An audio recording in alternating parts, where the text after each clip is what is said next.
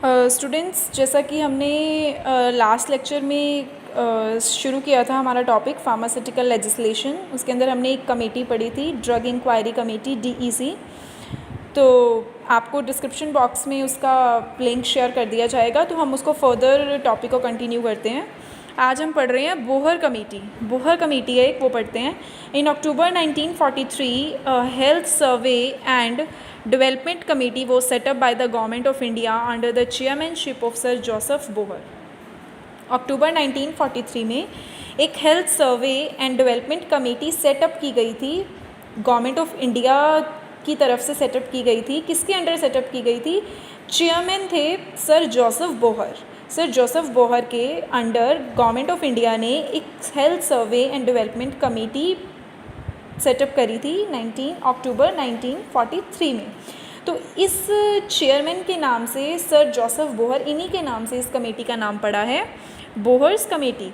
अब इसकी रिकमेंडेशन की बात करें, मतलब इसकी सिफारिशें क्या क्या थी, रिकमेंडेशन को हम हिंदी में क्या बोलेंगे, इसकी सिफारिशें क्या क्या थी? तो इसकी सिफारिशें क्या थी? Establishment of an all-Indian pharmaceutical council and provincial pharmaceutical council representing the pharmaceutical trade, education और other pharmaceutical interest।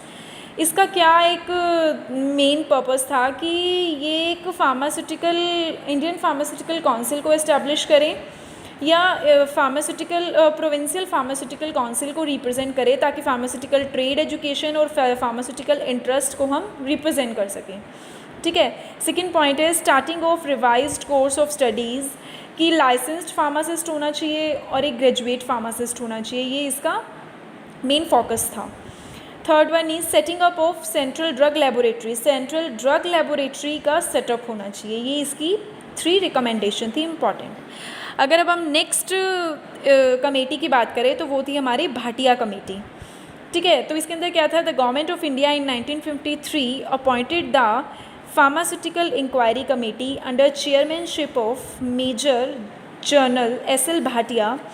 ये क्या था? 1953 में एक कमेटी अपॉइंट हुई थी, फार्मास्यूटिकल इंक्वायरी कमेटी। किसके अंडर ये हुई थी setup? Committee general SL Bhatia. तो इन्हीं के नाम पे इस कमेटी का नाम रखा गया भाटिया कमेटी। ये बनी क्यों थी, अब हम इसके बारे में बात करते हैं। To make comprehensive inquiry into working of pharmaceutical industry and to recommend what steps to government should take to establish it on the sound lines in the interest of country's healthcare delivery and economics।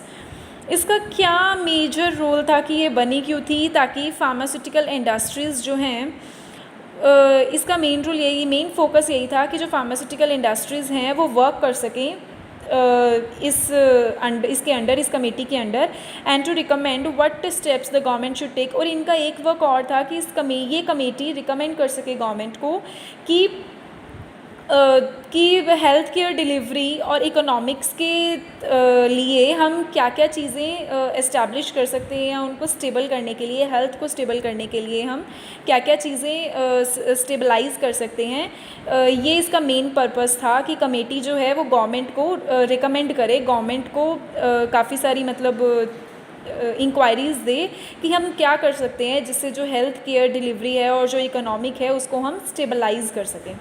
ठीक है।